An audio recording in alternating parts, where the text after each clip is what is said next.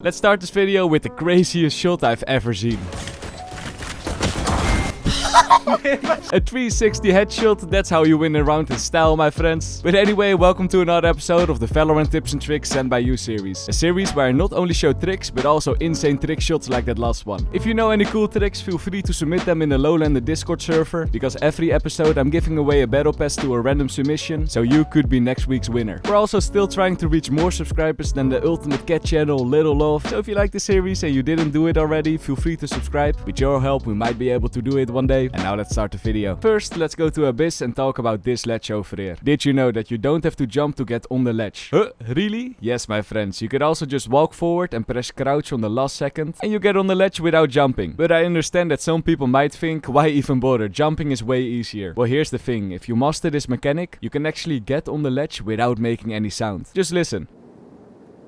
Could be useful in 1v1 situations. Just make sure to practice it first, because otherwise, in a competitive game, no bueno. Let's now talk about Cypher. There's a very cool Cypher mechanic that you should be mastering, and it goes like this. When peeking an angle, try to throw your cage in front of you, so it creates a small gap between the wall and your cage. By doing this, the person that's closer to the gap will have more vision. It's like a reverse one-way, so you have the advantage over the enemies. Gemsbly has mastered this mechanic. This is what it looks like in game. Cage triggered. You need to practice this one though, because often you will throw your cage too far and then the trick doesn't work anymore because the gap is too big. Another mechanic worth mastering is the solo boost on icebox. Do you see these boxes over here? You might already know that if you jump on these boxes and do a small little strafe, you're able to boost yourself on top of it. Pretty cool, but that's the bad way. Because did you know that if you scope with your operator, you can do the same thing, only then backwards. Like you see in the background, this mechanic is very hard, and personally I'm not that good at this game, but in this clip of Sticky you see that it's actually possible and you're ready to shoot your operator immediately. But enough hard mechanics for now. Let me show you an easy to use Viper wall. Step 1, stand against the corner of the barrier, and step 2, shoot your wall so it crosses the boxes on site, but it leaves a small little gap for you to stand on. And I think you know where we're going, right? Activate your wall, take the zip line and stand on those boxes. When you do this, you have a sneaky red spot for maze, and there's no way that the enemies will expect you over there. Just look at this clip from Super Hydra. One enemy remaining. I feel bad that the KO teammates didn't give info. And also, Super Hydra won this video's battle pass, so congrats my friend. Now some cool Valorant mechanics. First one, did you know that you're able to satchel the Omen ultimate? It looks like you're decapitating Omen, I guess, but it could be useful to get him away from the spike. This next Valorant mechanic is very inconsistent, pretty strange, but worth sharing. Here's the thing, when ISO uses his ultimate and you play Neon, you can try to dash at the last second that he kidnaps you, and then you will dash a little bit forward inside the ultimate. By doing this, you can basically peak a little earlier than normal. But like I said, it's not always working, so I wouldn't rely on it, but a cool thing to know. Another cool thing you can do is over here on Abyss. By now you know this ledge, right? You can jump around it if you want to. But the cool thing, not only agents can jump around, but you can also use the Gecko ultimate to go around and surprise the enemies. The brother of Happy found this out, and it was also his birthday, so happy late birthday to his brother. But this clip got me wondering, how about the other abilities? First, the Skywolf. For this ability, it's apparently not possible to make that angle. When you jump with this wolf, you can't turn to the right. However, a thing that you can do is jump and then activate it immediately, and you only stun the enemies that are standing on the edge. And then the next thing, we have the Fate Prowler. This thing can go around the corner, easy peasy. Let's move on now with one of the nastiest tricks in the game. I mean it, look at this. We all know that the ISO shield is perfect for a 1v1 operator match, because of course the ISO shield can block an operator shot. But let's make this unfair fight even more unfair. What you gotta do for this trick is let ISO use his E ability, and a teammate of ISO also stands behind the shield waiting for an enemy to peek. Now when an enemy does peek, they have 2 operators instead of 1 aimed at him, and he won't be able to shoot on the enemy because of that annoying ISO shield. And in practice it will look like this. Well played, Glibhaus. Shields are silence. He even got the enemy ISO while his shield was activated. If you don't have any friends to do cool tricks with like this one, a bit like me, then no worries, because here are some solo tricks. With Jet, you are actually able to fly from heaven all the way to the box on the right. This is a box where not a lot of people stand on, so you might be able to catch the enemies off guard. About boxes, do you see this one on Abyss? Well, if you stand on this box, it's so easy to look over the smoke. Perfect for when you plant a spike on the bridge, for example, and easy peasy clutch for you. Another cool tricky is the Sage Wall on Sunset. Same idea, all to boost yourself over the smoke, and the enemies will not expect that. Oh my god, I missed.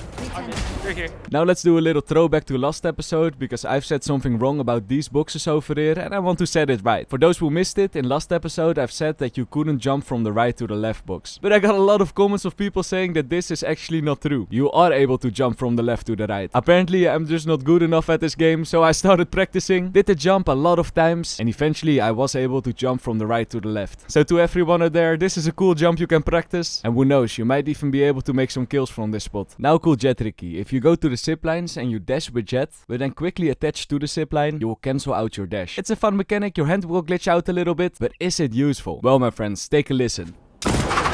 As you might have noticed, when you do this trick, you and the enemies of course will hear you dashing. So it could be useful to fake the enemies out, because you dash, you hear the sound of the dash, but it doesn't go on cooldown. But yeah, very situational, but cool to know I guess. And about situational things, is it possible to jump off the map to escape the spike explosion? Your immediate answer is probably no. The spike explodes, you jump off the map, and you reach the ground before the next round starts. However, there's one specific situation where you're actually able to do it. And here's when. You're playing the attacker side, you planted the spike and you wait for the enemies to push. And then a little bit before the spike is going off, the last enemy is standing in front of you and you kill him. You win the round easy peasy. But then oh no, the spike is about to explode. But no worries, what you can do, as soon as the clock hits 2, you can still jump off the map while surviving, because the round starts before you hit the ground, and you jump away from the explosion. Cool information, MrLowlander, but pretty useless, right? This will surely never happen in game. Well my friends, look at this round of J. Match point. Winning a round in style. And about winning rounds in style, let's move away from the tricks for a sec and talk about the trick shots of this video. First one, Yoru wins in style. One enemy. Then we have 2 lucky headshots through a smoke. And here's some more lucky headshots. I wish I could make kills like this. One enemy remaining. Now some very clean neon movement. Doing this with an operator is actually insane. One enemy remaining. I'm out of here. My ult's ready. And let's end this part with 1 shot and 2 kills.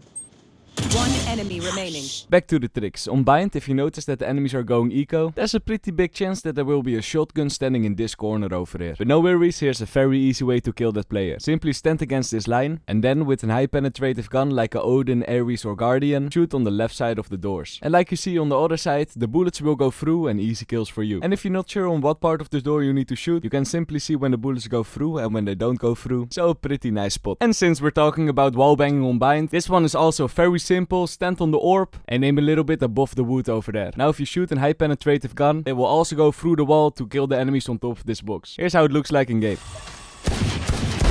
Well played, Flyboy. Now take a look at this clip and remember, when you get the chance, try to trap that enemy clove in the ultimate. Why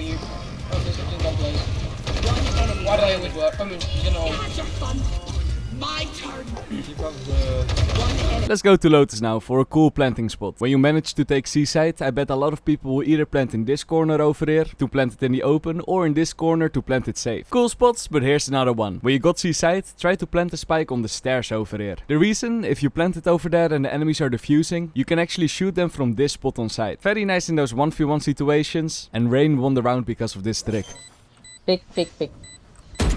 Nice.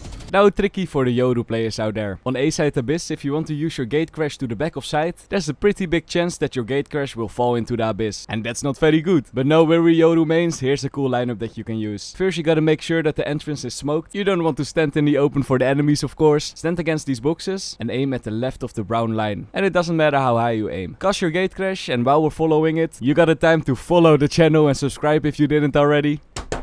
And like you see, it will end up in the back of site. Combine it with the flash and easy enter for you. In last episode I showed how you could silently jump onto the ascent generator. And its genius took this mechanic and used it a lot of times. Look how often it works for him. 30 seconds left. Spike planted.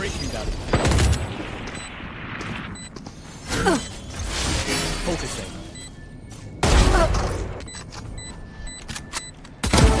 Down A. One enemy. It's always fun to see tricks working in game. Well played, it's Genius. And it's Genius also submitted in more tricks, for example this insane Sage wall.